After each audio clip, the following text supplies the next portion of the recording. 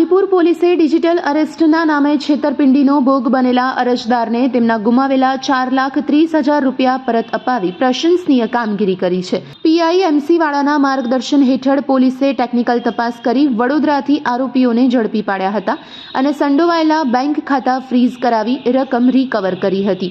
SP સાગર બાગમારની સૂચનાથી cyber fraud સામે લાલ આંખ કરતા પોલીસે નાગરિકોને અજાણ્યા કોલ કે ઓનલાઈન ધમકીથી ન ડરવા અને તુરંત 1930 पर संपर्क करवा अपील करी है. Report by Bharti Makhijani, Gandhidham. मेरा नाम दुर्गा शंकर शर्मा है और मैं IOC कंपनी से रिटायर्ड हूँ. मेरी उम्र 85 साल है.